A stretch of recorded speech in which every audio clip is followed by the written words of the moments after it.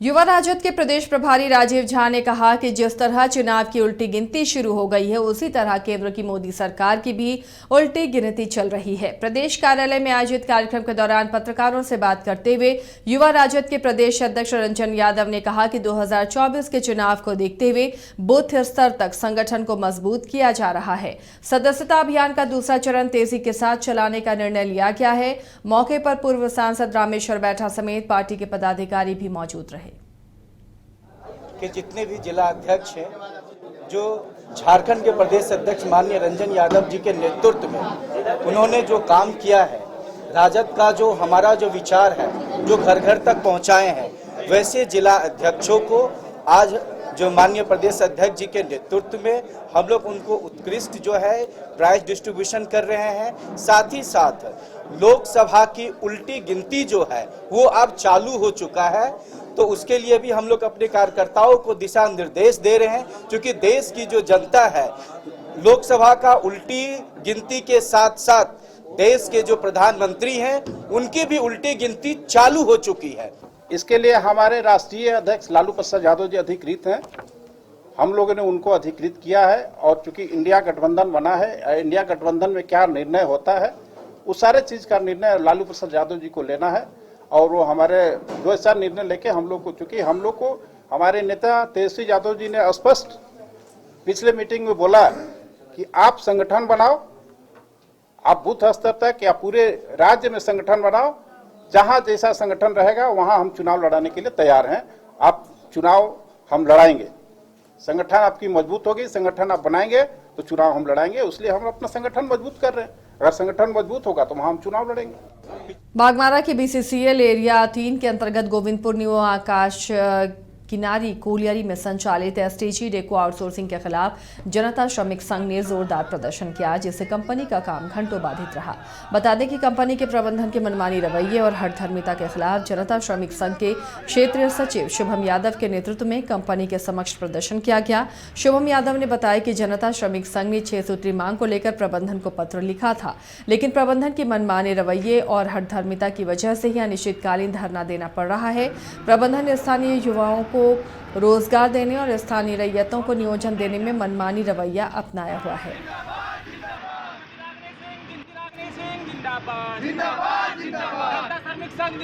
पूरा मामला यह है कि हम लोग 6 सूत्री मांग को लेकर हम लोग अनिश्चितकालीन बंदी करने आए थे आज, और कंपनी के प्रबंधन जो है सीनियर प्रबंधन हमारे केंद्रीय ऑफिस झरिया जाकर हमारे केंद्रीय उपाध्यक्ष श्री प्रदीप सिन्हा जी से मतलब नतमस्तक होकर आग्रह किए कि आपके 6 सूत्री मांगों पर 10 दिन का हमें मोहलत चाहिए।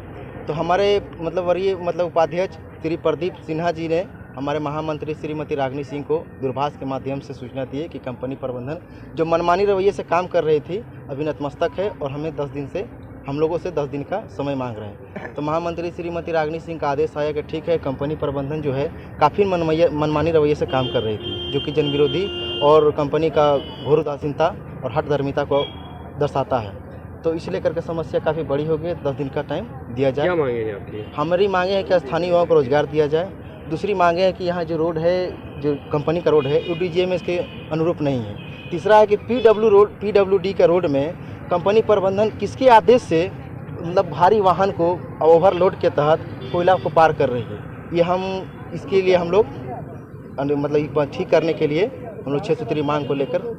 क्या लगता है प्रबंधन की मनमानी है? ये पूरी मनमानी है, प्रबंधन की मनमानी है। यहाँ के मतलब प्रबंधन जो है माफिया और गुंडा तत्व के लोगों को मिलाकर और कुछ सत्ता पक्ष के नेता लोग भी से मिले हुए मनमानी करने में काफ़ी धूल डस्ट उड़ते हैं। किसी तरह का कोई मतलब ये लोग मतलब जनहित में कुछ करना ही नहीं। ओम मंडली शिव सेवा सत्कार की तरफ से कई तरह के कार्यक्रमों का आयोजन होता रहता है और शिव शक्ति अवतार सेवा संस्थान की तरफ से चंद्रपुरा प्रखंड के फुटबॉल मैदान में देशभक्ति के साथ आध्यात्मिक शिविर का भी आयोजन किया गया।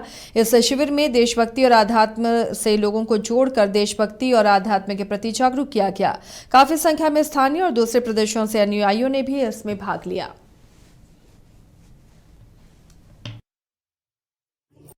जो देशभक्ति और अपनी आध्यात्मिकता को जोड़ के जो हम कार्य कर रहे हैं, क्योंकि जरूरी तो नहीं है कि सिर्फ आध्यात्मिक की लाइन पे सब जुड़े नहीं, लेकिन जहाँ देश की बात आती है वहाँ हमारे राज्य का, गांव का, शहर का, पूरे भारत का युवा एकदम खड़ा हो जाता है साथ में।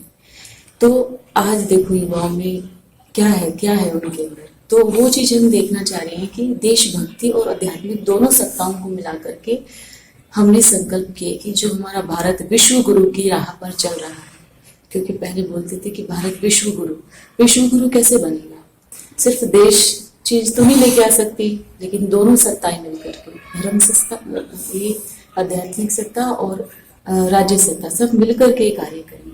तो हमारा उद्देश्य है कि हर युवा के अंदर अपने देश के प्रति वो भावना, वो प्रेम जागरूक हो, जो देशभक्ति और अपनी आध्यात्मिकता को जोड़ के जो हम कार्य कर रहे हैं। क्योंकि जरूरी तो नहीं है कि सिर्फ आध्यात्मिक की लाइन पे सब जुड़े, नहीं, लेकिन जहाँ देश की बात आती है वहाँ हमारे राज्य का, गांव का, शहर का, पूरे भारत का युवा एकदम खड़ा हो जाता है साथ में।